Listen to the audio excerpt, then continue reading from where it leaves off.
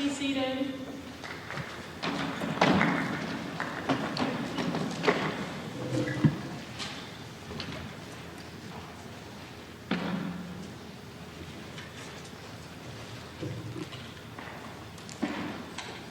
Good morning.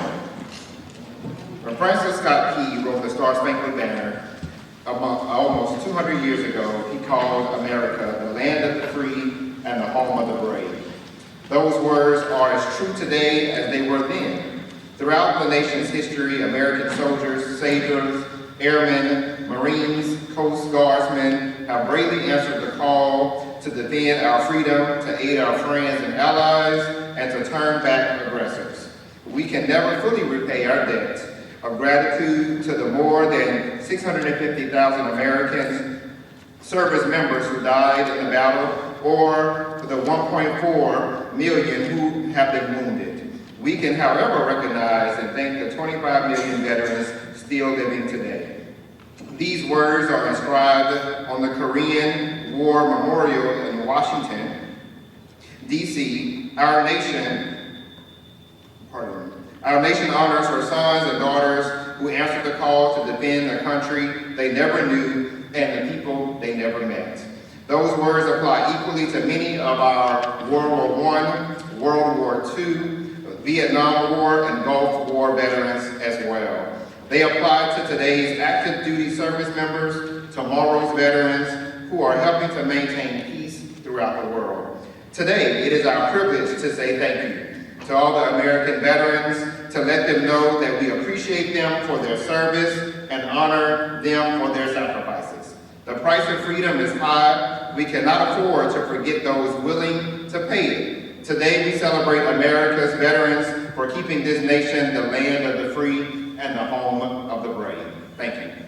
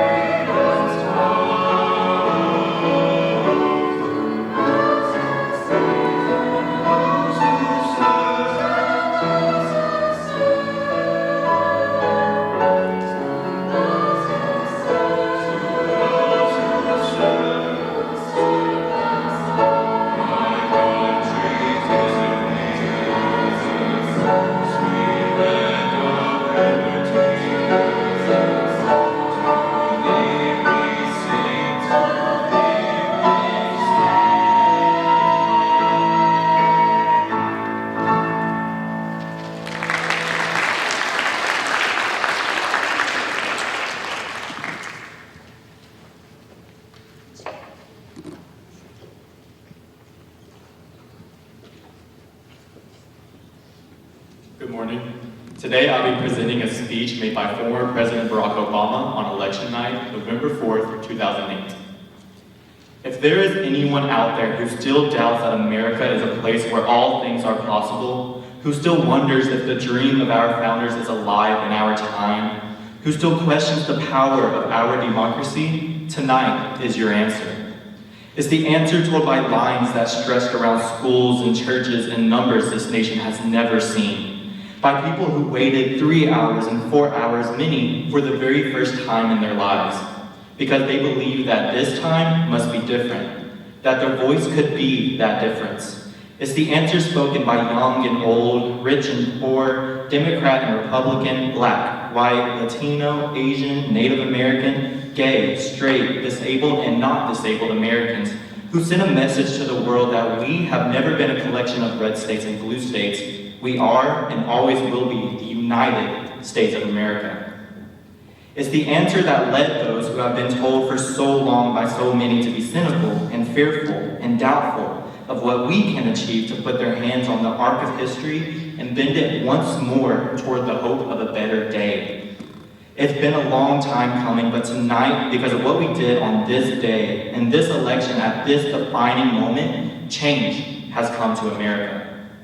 The road ahead will be long, our climb will be steep. We may not get there in 1 year or even one term, but America, I have never been more hopeful than I am tonight that we will get there. I promise you, we as a people will get there. And to all those watching tonight from beyond our shores, from parliaments and palaces to those who are huddled around radios in the forgotten corners of our world, our stories are singular, but our destiny is shared.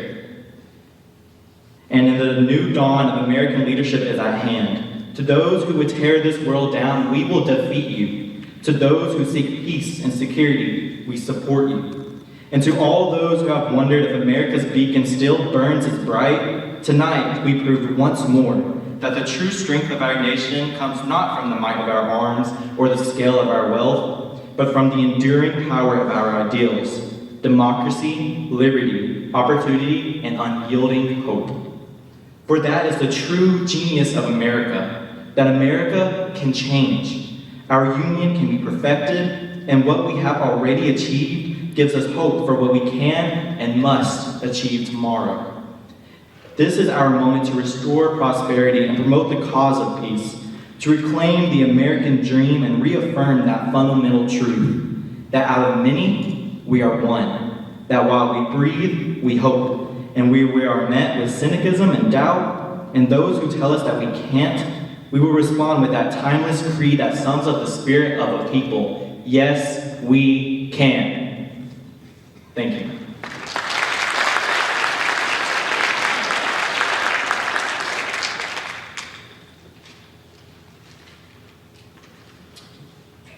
As our nation celebrates Veterans Day, we honor the millions of men and women who have served in the United States Armed Forces. Not only do we want to express our sincerest gratitude for the sacrifices they have made for all Americans, but we wish to return our love and support. And that is exactly what we are doing here today. I'm Keith Gaskin, I'm the mayor of the city of Columbus, and on behalf of the city council, I would like to welcome all of you here today to the historic Mississippi University for Women campus. And I want to say thank you to them, and especially also to the students of Mississippi School for Mathematics and Science. These are two wonderful institutions that we are fortunate to have in our city. And if you will, join me in a round of applause right now for these two great organizations.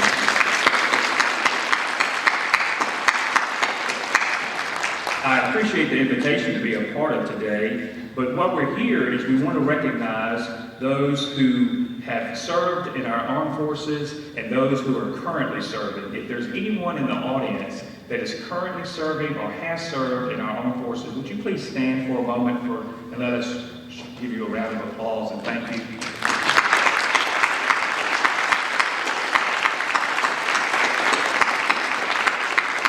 I believe some of you are also probably employees with the W or with MSMS, and we thank you for your work there as well.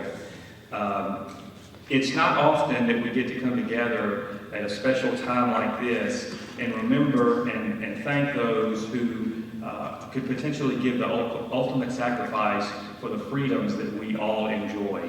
So again, welcome to the program today, and we hope you enjoy it.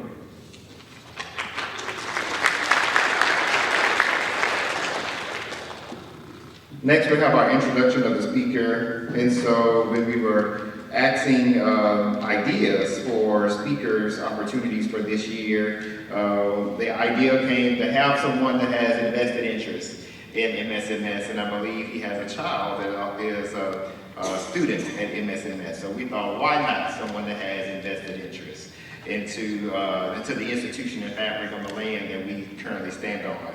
And so he said he didn't want too many words. And so I bring to you to the podium Lieutenant Colonel Simon Kasimic, the 14th FTW Flying Training Wheels, if I said it correctly, Chief of Staff of the Columbus Air Force Base.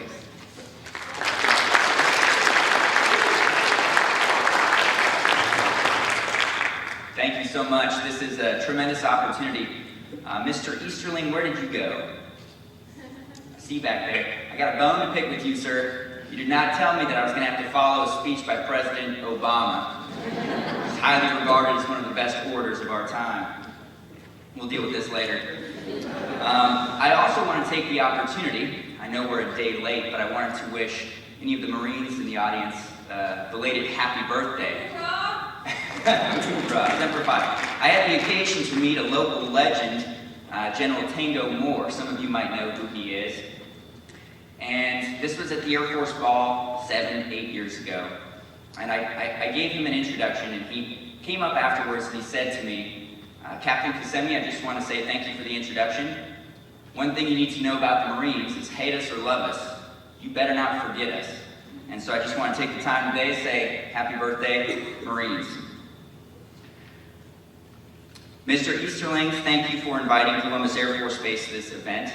I'm grateful for the invitation to speak here today, and that the Mississippi School of Math and Science and Mississippi University for Women are hosting an event on this beautiful campus to celebrate our veterans means a great deal to those of us who have worn the military uniform. There is a special significance to this ceremony beginning on the 11th hour of the 11th day of the 11th month. On this day, in 1918, 106 years ago, an armistice between the Allied nations and Germany commenced, effectively ending World War I. They called that war the War to End All Wars. By its end, 15 to 20 million men died in combat or from combat-related injuries. Now that armistice began on the 11th hour of the 11th day of the 11th month. Unfortunately, World War I did not mark the end of armed conflict for America. World War II, the Korean War, the Vietnam War, the Gulf War, the Global War on Terror, and many other smaller armed conflicts followed. So over time, Armistice Day evolved into Veterans Day, a celebration to honor America's veterans from all wars and the intermediary times of peace. So that's why we're here today. It's a chance for us to appreciate the service and sacrifice of the men and women who wore our nation's uniform in defense of our country and our way of life. In thinking about the service of American veterans and the importance of that service, I'm reminded of a quote by Jeremiah Denton that I learned when I was at the Air Force Academy. Now, for context, Jeremiah Denton was a naval officer from 1946 to 1977, retiring as a rear admiral. He also served as a U.S. Senator representing the state of Alabama from 1981 to 1987. A naval aviator, Senator Denton spent 8 years as a prisoner of war after his A-6 intruder crashed during a bombing run in 1965 over North Vietnam. Reflecting on the importance of military service, he said this: "It's the soldier, not the reporter, who gives us the freedom of the press. It's the soldier, not the poet, who gives us freedom of speech. It's the soldier, not the campus organizer, who has given us the freedom to demonstrate. It's the soldier who salutes the flag, who serves beneath the flag, and whose coffin is draped by the flag, who allows the protester to burn the flag." Senator Denton's comments on the American soldier perfectly capture the spirit of Veterans Day. It explains why America celebrates military service. You see, the honor in military service derives from the service member's commitment to protect the American freedoms enumerated in our Constitution. The oath of enlistment and the oath of office both require that service members affirm that they will support and defend the Constitution of the United States against all enemies, foreign and domestic. The oath is not per se to the document that is the Constitution. For all intents and purposes, that's a piece of paper. Really, the American soldier is swearing to protect the American values that the Constitution spells out, and importantly, the rights that it guarantees to citizens of our great country. At the close of the Constitutional Convention of 1787, a Philadelphia woman, Mrs. Elizabeth Willing Powell, asked of Benjamin Franklin, "Well, doctor, what have we got? A republic or a monarchy?" And Franklin famously responded, "A republic, madam, if you can keep it." If you can keep it. What a tremendous responsibility that is. As it happens, republics are not easy to keep. The Roman Republic gave way to the Roman Empire under Julius Caesar, then Augustus. The First French Republic transitions to the French Empire under Napoleon. The Second French Republic failed after Napoleon's coup, leading to the Second French Empire. The Third French Republic ended with the defeat of France in World War II. The Fourth French Republic only lasted for 12 years and ended with the creation of the Fifth French Republic under Charles de Gaulle. The Weimar Republic, Germans' attempt at democracy post-World War I, collapsed under economic depression and political extremism, giving rise to Adolf Hitler and the Third Reich. The First Republic of China, 1912 to 1949, was established after the fall of the Qing dynasty, but failed to unite the country, which led to warlordism, civil war, and the People's Republic of China under communist rule. The Spanish Republic was overthrown after the Spanish Civil War, resulting in the dictatorship of Francisco Franco. The Republic of South Africa, the Republic of Haiti, the Ukrainian People's Republic, the Republic of Venice, and many more. All of these republics failed, either by military conquest, internal strife, economic collapse, or authoritarian takeover. Except for the microstate surrounded by Italy called San Marino, which is home to some 34,000 people, the United States is the oldest still standing republic in the world. We owe this in large part to the fact that our military swears its allegiance to our Constitution. There are a lot of ways that we can serve our community, state, and our nation. Farmers and ranchers grow the food that feeds our families. Truck drivers bring that food to us. Doctors and nurses mend our bodies when they're broken. Clergy tend to our spirits when they are broken. Our teachers gift us knowledge about our world and the critical thinking skills necessary to understand it. There is nobility in a great many professions.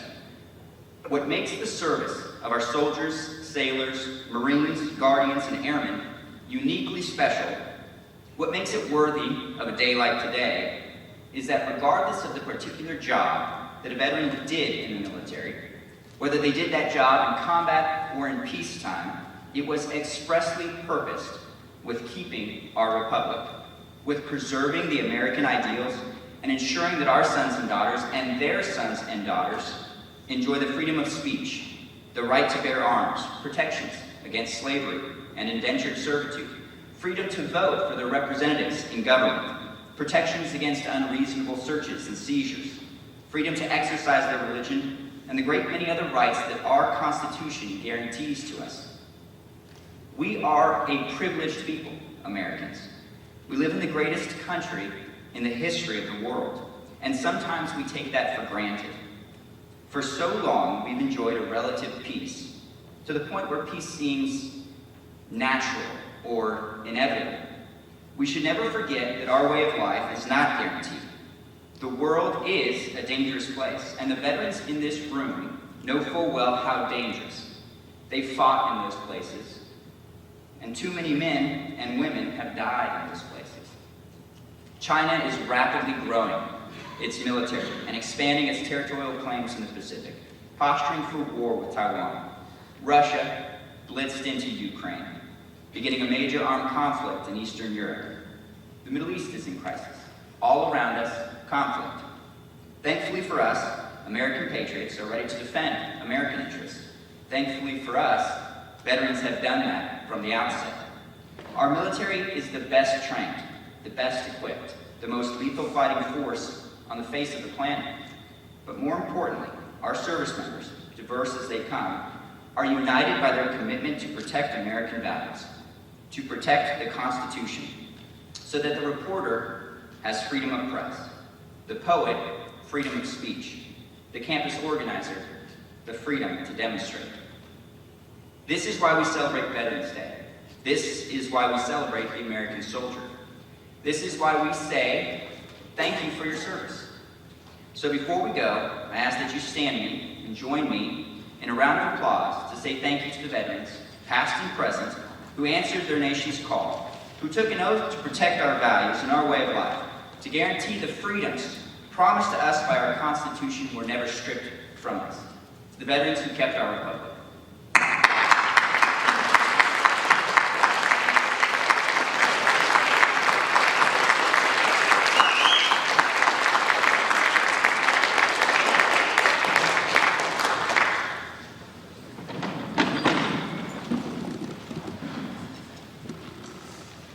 Thank you so much, Lieutenant Colonel Cassini, for those inspiring words. At this time, if you would please join me in a moment of silence as we remember those who gave the ultimate sacrifice on behalf of our country.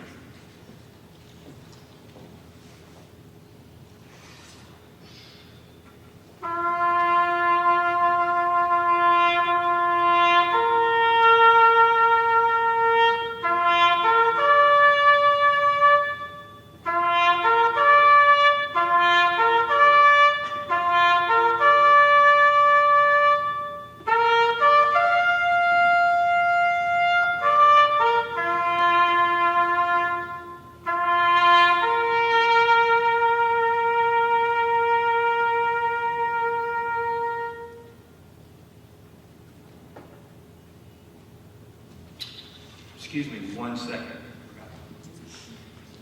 And after this, we will do our service songs medley. So we invite you, when you hear your song, to stand and sing loudly after this presentation. Thank you. I thought I was going to sit down and come back one more time. That was great. Well, let me tell you right now, we want to also thank Lieutenant Colonel Simon Cassini for those words. We have a token of our appreciation, and we also... Is this where I do the closing? No, I come back? Okay. I want to again thank everyone who took time to come out today. We appreciate the time that you took to honor our veterans and to show your appreciation to the students here at MUW and MSMS.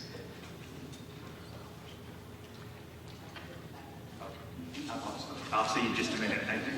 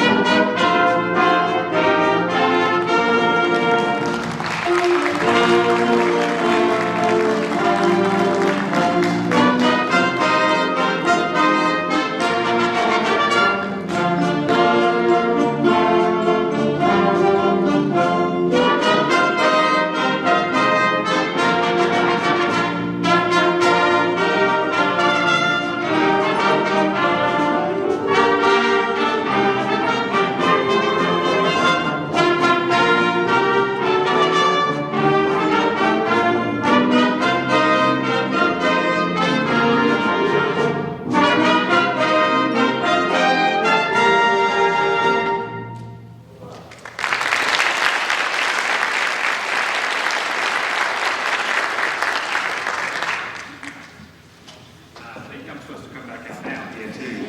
At this time, and you see how I messed that up. This was when I really should be presenting and thanking the speaker. But this will give me a time to thank Dawn Barham, who just led this beautiful music that we just heard.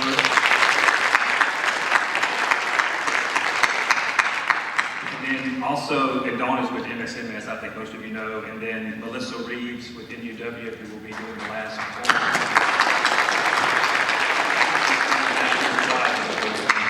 Again, thank you so much for being here. Thank you to our veterans.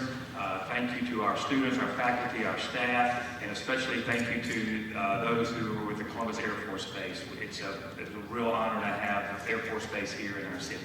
Thank you.